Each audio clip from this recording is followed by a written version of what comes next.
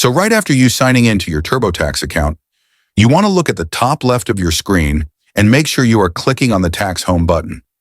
After that, you want to tap on Personal Info button and then click on Continue or Review button. On this page, you want to tap on the Tax Tools button at the left side of the screen, then hit the Tools button below it, and then here. If you want to view your current return, you may click on this, View Tax Summary, which will show your current tax condition.